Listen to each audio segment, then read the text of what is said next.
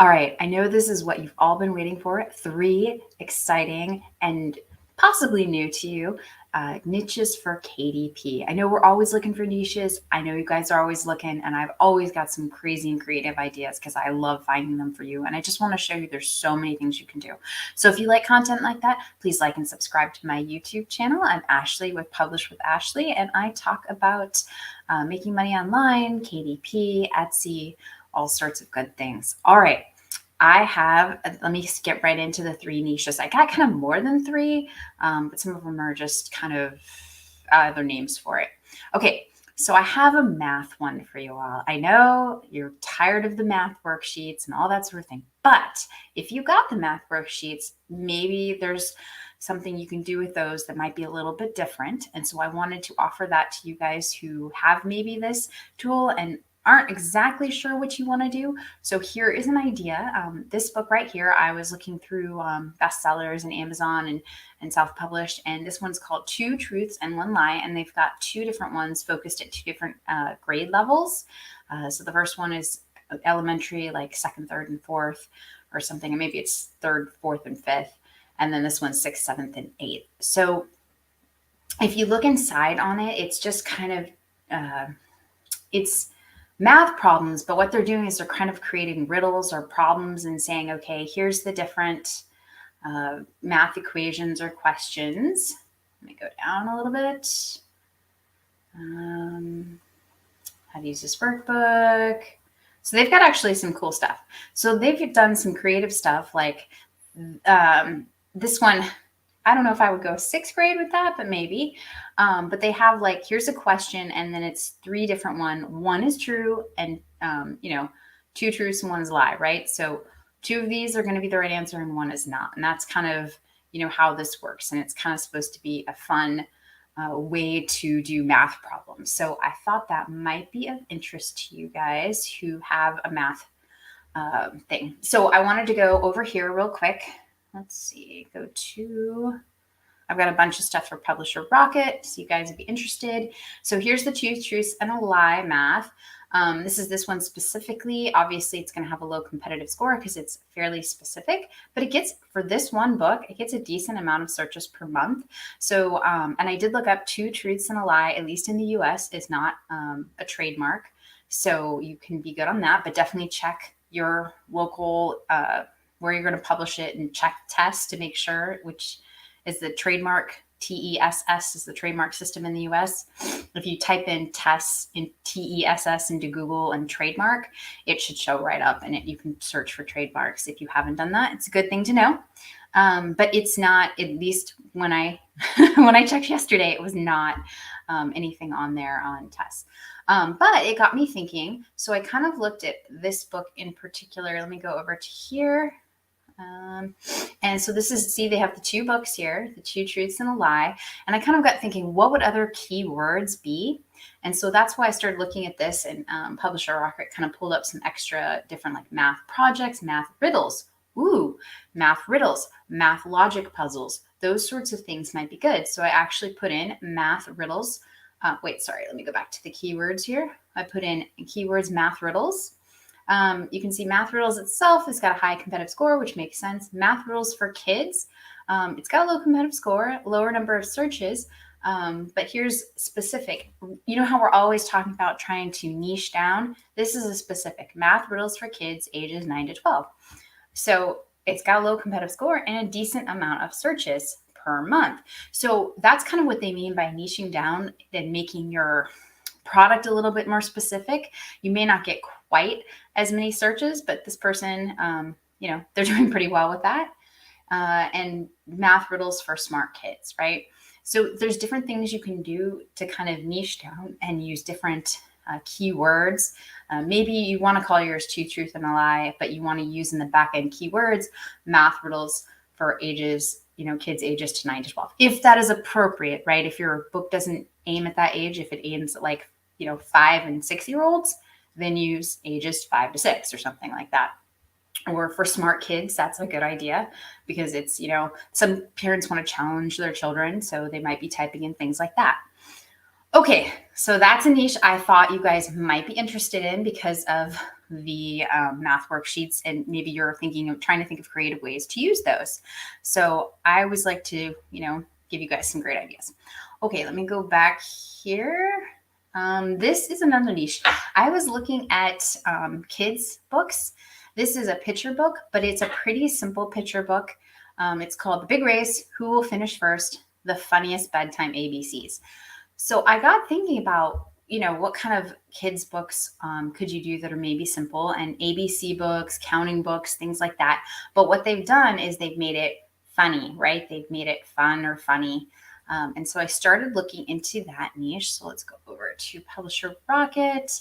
We're going to do here, Funniest Bedtime ABC. So that's specifically that book. This is the average monthly earnings, so it's not necessarily for that book. But you can see it's got a pretty low competitive score, maybe not a ton of searches for that specific type thing. But then I started going, okay, bedtime book, right? There is a lot of money to be made in the, realm of bedtime books, as you can see. There is a lot. I kind of went through and did the competition. A lot of these are maybe more famous bedtime books that maybe you've heard of, but not all of them.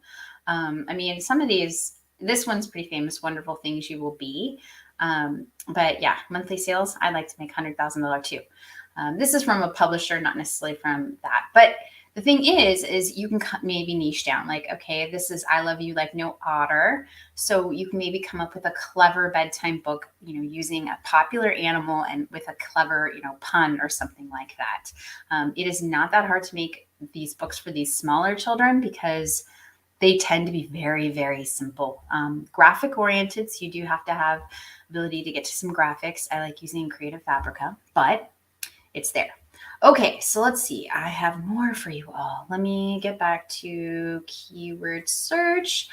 I have a lot of fun looking through for stuff. So it got me thinking, right? Funniest bedtime ABCs, bedtime books, funny bedtime book.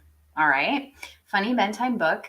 Not a whole bunch of searches, but it's a low competitive score, and people who are scoring well in this are doing decent. So, maybe you target something like funny bedtime book, or like I said, even funny, that otter one, I think you can probably try unicorns, but that may be overplayed. But there's probably some cute pun. You could do a sloth or something else that's really popular. Narwhals, I know were popular. But other things like otters, I loved otters as a kid. I thought they were so cute. So maybe find a cute animal and come up with a pun and do something a little funny or silly. And you can incorporate learning into it, ABCs, 1, 2, 3s. Okay, so I wanted to go back to, I did kawaii. So this is my third niche. I did kawaii, and maybe you know what anime is. It's kind of the grown-up cousin to kawaii. It's not cute, but it can be cute, I suppose. But it's like the grown-up tween version of kawaii, though kind of kawaii, everybody likes cute, big eyeballed things that are cute. But anime is a little bit, it's a very popular niche as far as kids to draw it, kids to sketch things with it, and it's read anime books that are, with characters. The one thing I do want to caution you on anime is if I go down here, and I'll show you some of it's like kawaii. There's a lot of little sub niches, right? And that could be really good. But what I want to caution you is like here, here's one. This anime books, I'm never going to say this, Naruto, that may be it, Naruto. That is actually a character, a specific character, and it would be trademarked. So anime, just watch that you're not doing like Sailor Moon. If you don't know who that is, do some basic research on anime and you'll find some of the popular characters and stay far away from popular characters, right? Don't get your KDP account in trouble because you infringed on a trademark. But this has so many little sub niches. If you look into the whole anime thing, I actually thought there's a lot of like anime learn to draw. So if you have some decent drawing skills and can teach people how to draw stuff, I've been begging my daughter to teach people how to draw anime because she's so good. Anime cookbook. Look at this. There's quite a few searches. Well, this is not enough, but that's a decent amount if you ask me. for a cookbook, maybe you have, you know, different recipes with anime characters on them. I have no idea. Or if there's recipes in, or dishes or something in particular cartoons, you could make up your own recipe that would, you know, taste good. Or let's see, what else is there? Anime, let's see, anime art book illustrations. So this is moderately competitive. This would probably mean it's a colored book of some sort, or you would probably need to do something interesting with that, or think about how you want to do that. But, you know, there's things out there. Anime books to read, probably not. Let's see what else. Anime coloring books for adults. Look, it's got a decent amount of searches. It's got a pretty good competitive score. You know, want to focus on certain themes that are more adult, less cutesy. I guess you could go really adult if you like, but anime coloring books for teens, you know, that's pretty popular.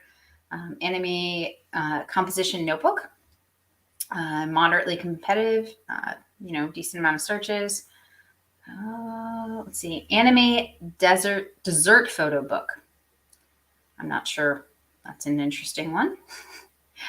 But you can see there's lots and lots and lots of little sub niches around. This one, oh, that's anime figure toys. That's probably not what you're going for. Let's see, Funko Pop figure. No, that sounds like something specific and trademarky. Anime coloring book, sexy. See, that's a thing. Anime girls book. This one I did some research into. There's a lot of like cute anime girls coloring books and things like that. That's definitely a possibility. Let's see. I went down here and scrolled down and found something later that I thought was good, or at least interesting. Okay, so here's some ideas. Anime planners and planners for next year. Obviously, they're not doing well yet because it's pretty early, but you can get a planner out there and see if, you know, have a cute planner anime cover with a cute anime saying, and see what you can get out. If you can get it out early enough, it's worth it. Anime puzzle books, not hugely interesting, but yeah, there you are. Oh, here's some more anime sketchbooks. So you guys who like to do sketchbooks, you can create one of those. Anime sketchbook for drawing, anime sketchbook for girls. Okay, so those are ones that are pretty darn niche down, but they have possibility. So I wanted to kind of give you that. And then let's see, creepy anime. So we did creepy kawaii last time. I don't know if you saw that. I thought it was cool. I just decided to type in creepy anime, and all it came up with was creepy animals coloring book, which when I clicked on this, it actually took me to the creepy kawaii stuff that had kawaii creepy animals. Try and say that 3 times fast. Okay, let's see what else here. This is the competition analyzer. Like I said, I did some math riddles. They're doing pretty well. Anime coloring book. So here's some of the anime coloring books. I thought, you know, you might want to look at those.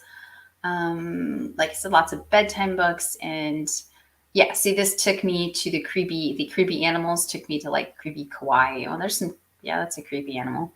But here's like the creepy kawaii, and they're like little animals. Okay, so I just thought that was really interesting to share with you all. There's lots of niches out there. Sometimes you just got to take a big broad niche and then niche down. And I wanted to give you some great ideas of things that you can do. All right, which is the best, helium-10 or PB to find good niches? What's P? Oh, Publisher Rocket, right? No, is that supposed to be Publisher Rocket, like PR? It depends what you want to do. I know helium-10 has some really, really niche down things, but it's kind of expensive. There is a lighter version, which I haven't played with, but that might be worthwhile. I like Publisher Rocket just because it's a one-time thing. You have it, and I think it does well because no real research tool it's just a time saver, right? All the research tools are doing is skimming Amazon for the data, okay? They're not like, they're skimming between Amazon and Google. They're skimming the data, okay? So all the data is already on Amazon. It just pushes, you know, crunches the numbers, sticks it all together into a spreadsheet with color. So you still have to apply your brain no matter what software you use. And so, it's just a dependent. Can you get maybe better, more in-depth niches from Helium 10? Possibly. But if you're not going to apply your own head to it and see, oh, well, this maybe instead of using the 2 truths and 1 lies, like what are the other things? Like, oh, math riddle books, math logic books. Like if you're not applying your brain to kind of make those small leaps, then you're not really going to see a benefit from one or the other. You kind of have to do that. All right, good. I'm glad that was helpful. Any last questions? I do have to go. I wanted to make this short because I have something, but I'm so glad you guys were here. Thank you so much for being here, and I will see you all next week. And yeah, I'm excited. All right, more niches, more things to come. Let me know in the comments if there's anything you guys want to learn about. I will try and put that into my schedule. All right, thanks. Bye.